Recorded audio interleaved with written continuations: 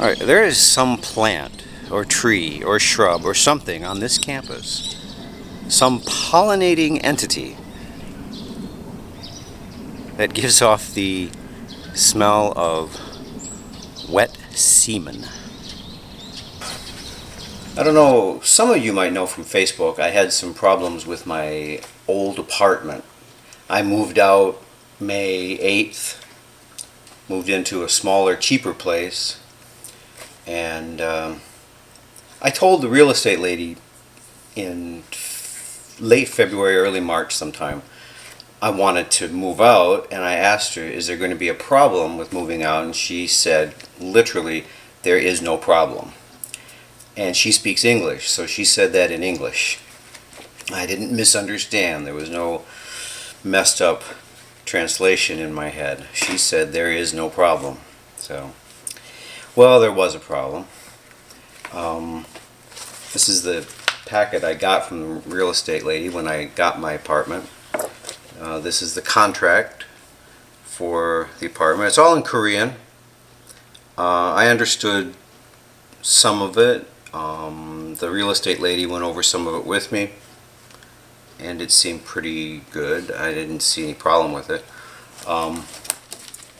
This is a receipt for my deposit. My deposit was 20 million won, which is about 18 and a half, between 18 and a half and $19,000. And so you have to put that down. And my rent was $500 a month. The more you put down on deposit, the lower your rent is. Well,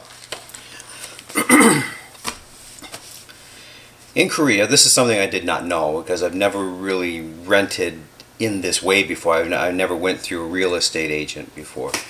And in Korea, you must give written notice 3 months in advance if you intend not to stay in your apartment. Well, there are lease dates. Because I started renting at the end of February 2013, that's when my lease is up every year. I didn't realize that it worked that way. I had no idea.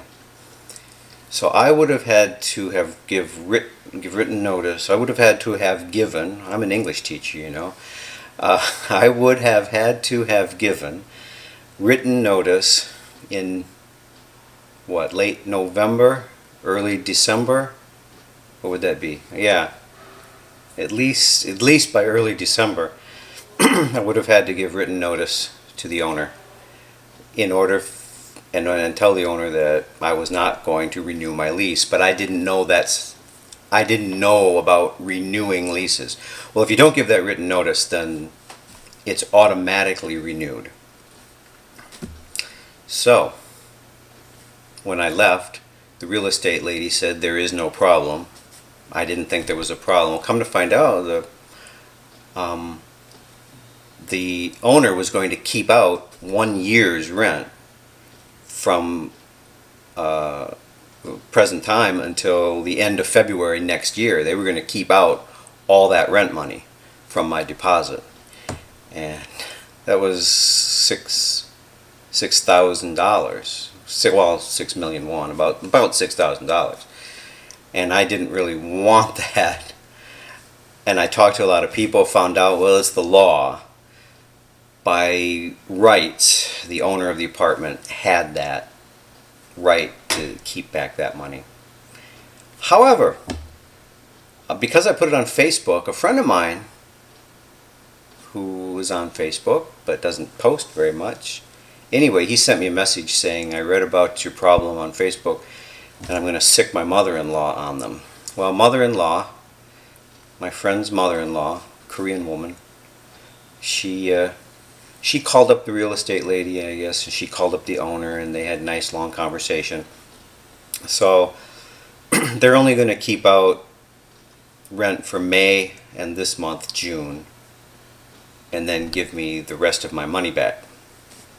So, I'll get the bulk of that 20 million back because of my friend's mother-in-law. So I made her a little badge. It said Ajumma Power, which means Ajumma Power, An Ajumma.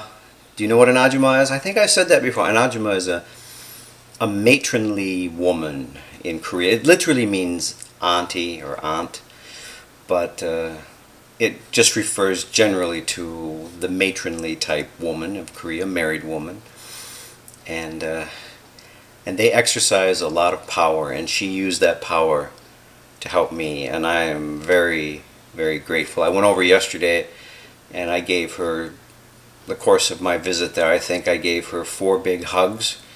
I called her my Yongung, which means my hero, and I gave her this little badge I made that said Ajumma Power, and she wore it. She actually wore it. And she wore it to the bank to show everybody. So anyway, that's my story about getting my deposit back thanks to a Korean Ajumma. Ajumma Power! 많이 고맙습니다. 감사합니다. 천만에요.